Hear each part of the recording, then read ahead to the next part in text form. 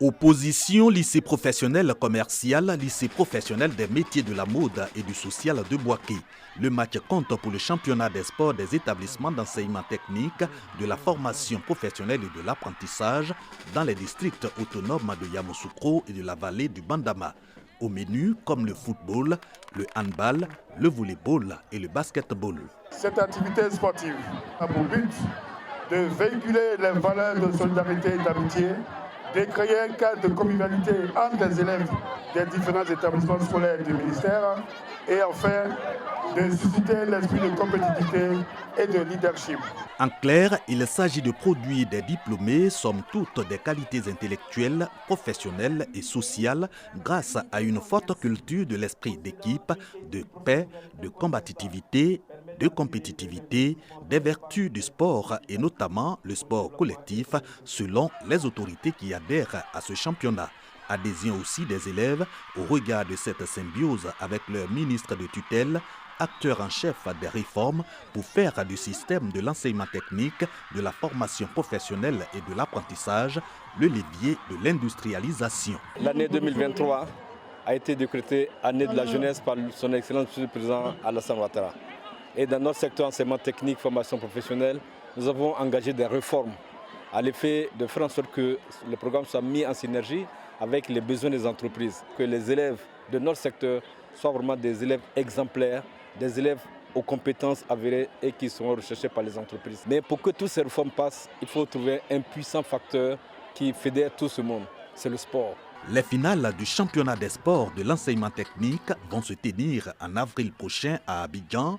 Le ministre Kofi Nguessan marque sa détermination à intégrer toutes les régions du pays à ces compétitions sportives.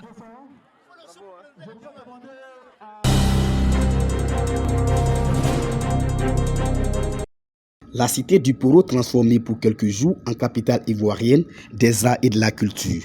Kourougou abrite la rentrée culturelle 2023 du ministère de la Culture et de la Francophonie, couplée à la 7e édition de la Semaine nationale des arts et de la culture. C'est par un panel sur les thèmes « Contribution des industries culturelles et créatives à l'autonomisation des jeunes à l'ère du numérique » que la Semaine culturelle a débuté.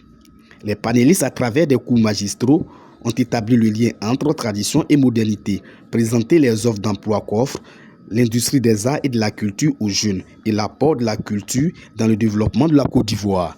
Il est important pour nous de capitaliser sur l'énorme potentiel dont dispose notre pays, au même titre que l'agriculture. On a un énorme potentiel en termes de patrimoine culturel et de diversité et de transformer ce potentiel-là en richesse partagée, en prospérité, en emploi à travers la Côte d'Ivoire.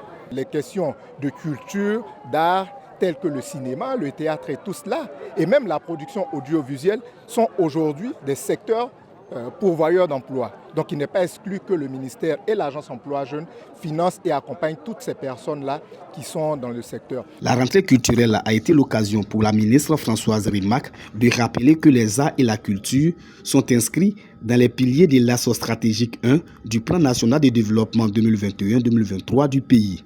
La ministre de la Culture et de la Francophonie a donc exhorté ses collaborateurs à s'approprier la feuille de route. Le plan national de développement, c'est la vision du chef de l'État.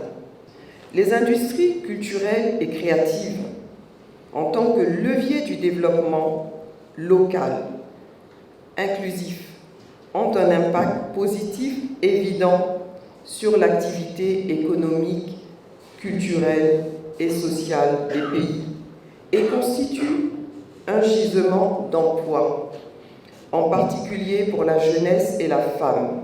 Françoise Rimac a procédé à l'ouverture officielle du village de la Semaine nationale des arts et de la culture. Plusieurs stands sont dressés pour présenter le riche patrimoine culturel.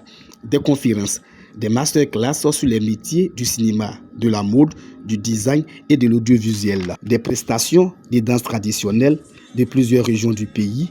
Des concerts artistiques sont au programme de la 7e édition de la Semaine nationale des arts et de la culture à Kourougou.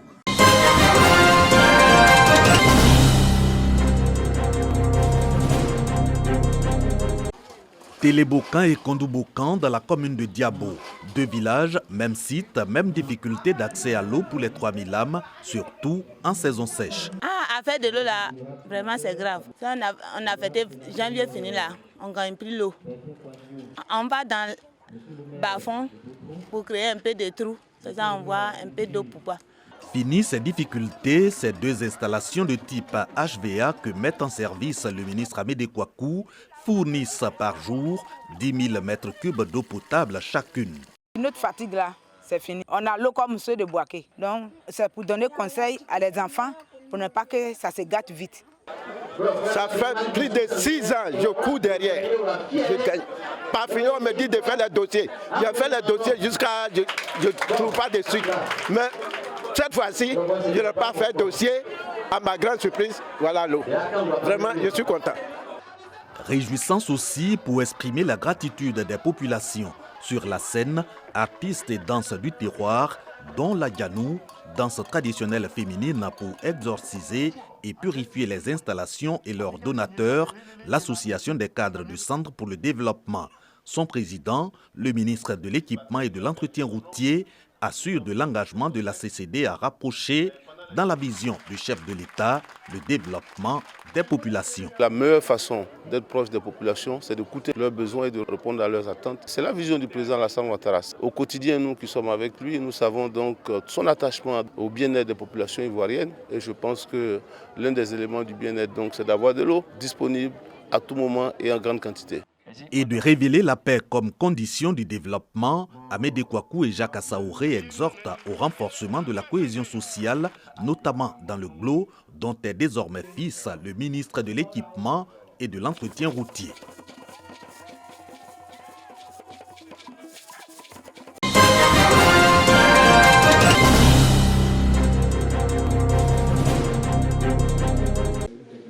Première session 2023 du conseil municipal de Kong. Les travaux s'ouvrent par les félicitations des conseillers municipaux à l'endroit du maire Berté Abdraman Temoko pour l'excellent travail abattu en 2022.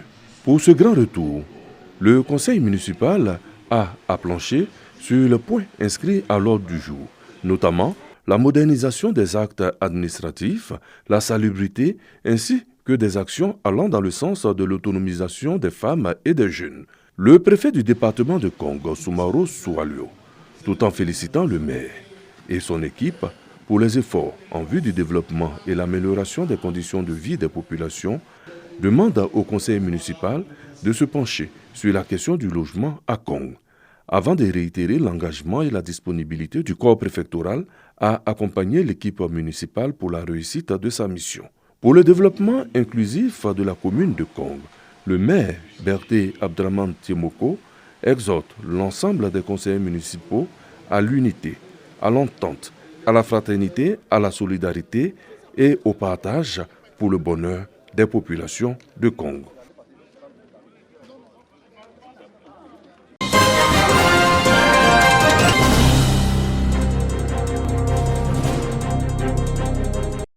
Avec ce dispensaire, plus besoin pour les populations de couper la Tinkodogo de rallier Boisflé en cas de maladie. Elles peuvent recevoir sur place des soins et le calvaire des 6 km désormais un vieux souvenir. L'achèvement de ce centre de santé de 56 millions de francs CFA et son équipement, une œuvre de la nouvelle municipalité.